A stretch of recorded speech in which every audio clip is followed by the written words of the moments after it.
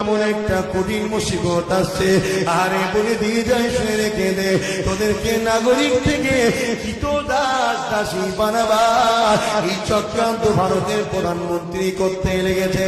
তোদেরকে বন্দি করে নিয়ে ক্যাম্পে নিয়ে যাবে, ডিটেনশন ক্যাম্প। ওই ক্যাম্প মানে জেলখানা, যেখানে তোদেরকে কয়েদি করে রাখবে। ফ্রিতে তো বসে বসে খাওয়াবে না। যে মাঠে তুই চাষ করতি 250-300 টাকা চল্লিদি, ওটা 50টা টাকায় তোকে দেবে। 200 টাকা চালিন বাস্তা লুটে নেবে, তোকে খাটাবে, তোকে গোলাম বানাবে, তোকে কিতদার বানাবে। কার উপরে তুই ভরসা করবি? দিদির উপরে ভরসা করলেও ঠকবি, বিজেপি কংগ্রেসের উপরে ভরসা করলেও ঠকবি, আমার উপরে সিপিএমের উপরে ভরসা করলেও ঠকবি।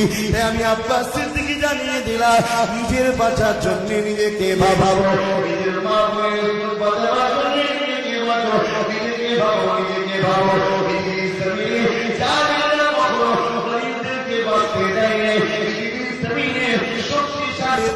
এরা কখনো কমজোরকে বাঁচতে দেয়নি। কমজোর যতক্ষণ ন্যাক হয়েছে ততক্ষণ চালিম জব্দ হয়নি। কমজোর যতক্ষণ না দাঁড়িয়েছে ততক্ষণ শয়তানরা জব্দ হয়নি।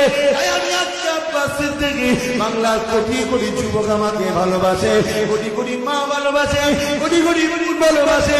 তাদের চোদাবটাকে বাঁচাবার জন্য, আমার ভাইদের জীবনকে জ্যোতির সাথে রাখার জন্য আমি চেষ্টা করছি। কিন্তু আমার আল্লাহ জানিয়েছে, যে জাতি কখনো পরিবর্তন হতে চাইবে না, আমি আল্লাহ তাকে কখনো পরিবর্তন করব না। আল্লাহর হস্তে বলে দিয়ে যায়, তোমরা চেষ্টা যদি করো, আমার আল্লাহ তোমাদেরকে দয়া করবে, সাহায্য করবে। তোমাদেরকে আল্লাহ অবশ্যই জালিমদের হাত থেকে বাঁচিয়ে সুন্দর একটা শান্তির ভারত দিয়ে দেবে।